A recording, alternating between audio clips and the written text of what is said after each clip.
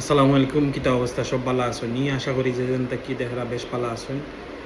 আজকে আমরা আলোচনা করব যে বিষয় বিভিন্ন দেশের রাজনৈতিক প্রেক্ষাপট এবং অবস্থান সম্পর্কে। বিশেষ করে আমরা শুরু আলোচনা করব যে আমেরিকা এবং ইরানের মধ্যে চলমান যুদ্ধ কিছুদিন লাগে স্থগিত আছে। টানা 13 দিন হামলা করার পর আমেরিকা আপাতত নতুন করে কোনো হামলা করছে না।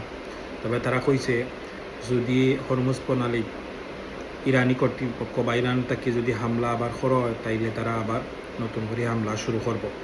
অন্যদিকে ইরানি কর্তৃপক্ষ তারা কইছে আমরা এটাও তো হামলার মানে বয়টা দেখে লাভ নাই, আমরা চোখের বদলে চোখ আঁকি, যেখান দেখায় চোখে চোখ রাখি আমরা নীতি অনুসরণ করবো ইরানি কর্তৃপক্ষ। এটা কি কোনো বাধা বিপত্তি ওইতে নেয় বা তুমি তেন জেলা নিজে নীতি অনুসরণ করবা, আমরাও নীতি অনুসরণ করবো। অন্যদিকে হুতি বিদ্রোহী ইয়েমেনের সৌদি আরবের লোহিত সাগরের উপকূলে সৌদি তেল স্থাপনার হামলার দাবি করছে, ফলে বৈশ্বিক জ্বালানি বাজারে অস্থিরতা বিরাজ করে। গার্ডিয়ান পত্রিকা, রয়টার্স, আল জাজিরা সহ অন্যান্য পত্রিকাগুলো জানাইছে।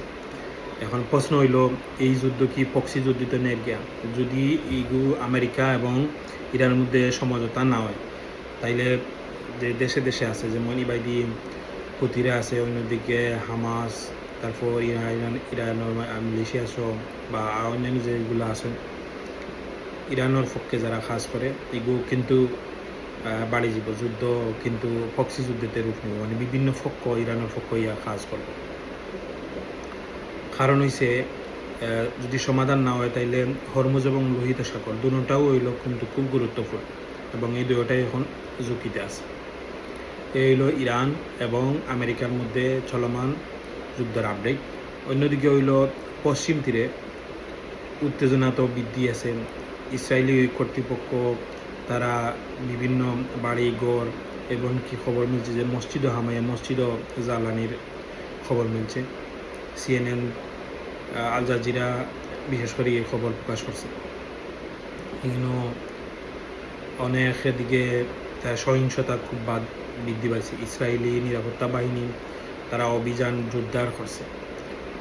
এই নিয়ে আন্তর্জাতিক মহলও উদ্বেগ বাড়ছে। তারা কইরা যে এগুলো তারা যদিও একটা যুদ্ধ বিরতি হইল কিন্তু এখন ইসরায়েলি কর্তৃপক্ষ বিশেষ করে এখান করে জোর করি জায়গা তারা গিয়া বসতি স্থাপন করতো স্যার। এখানের যে মানুষগুলো আছেন তারারে জেলনের এবং মসজিদ মাদ্রা বিশেষ করে মসজিদ হামাইয়া আগুন দিয়া দরিয়া লিয়া যায়।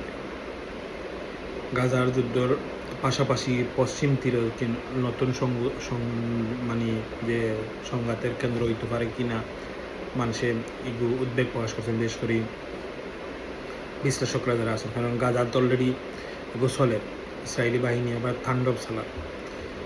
অন্যদিকে সিরিয়া ইসরায়েলের নিরাপত্তার মধ্যে তারা সমঝোতার খবর মিলছে। আল জাজিরা হয়ে জানাইছেন যে সিরিয়ার প্রেসিডেন্ট আহমেদ আল শালা নিরাপত্তা চুক্তির সম্ভাবনার কথা কইছেন।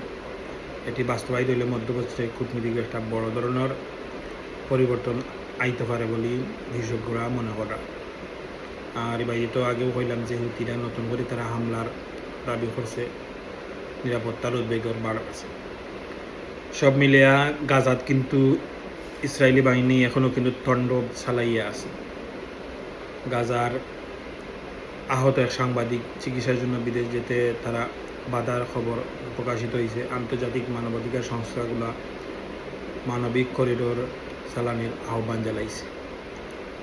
তো মূল যে বিষয়গুলো আছে হলো ফার্স্টটা বিষয় এখানে হচ্ছে আজকের যে আলোচনা আমার ইরান যুক্তরাষ্ট্র সংঘাত, বিস্তৃত হওয়ার সংঘাত, হরমুজ লোহিত নিরাপত্তা সাগরে বিশ্ব অর্থনীতির জন্য বড় উদ্বেগ, পশ্চিম তীরে নতুন করে সহিংসতা, সংকটের জটিল ফলায় সিরিয়া ও ইসরায়েল নিরাপত্তা আলোচনার সম্ভাবনা, নতুন কূটনীতিক ইঙ্গিত দেয়। আর গাজায় মানবিক পরিস্থিতি আরও অবনতির দিকে। আপনার কিতা মনে হয় যে এই যে টোটাল বিষয় করে আমেরিকা এবং ইরানের মধ্যে কি যুদ্ধ থামবো? গাজায় কি সংকট আরও বাড়বো? অবশ্যই আপনার যা মত অবশ্যই মতামত আমরা জানাইবা। ভালো থাকবা, কথা হইব নেক্সট ভিডিওতে। আসসালামু আলাইকুম।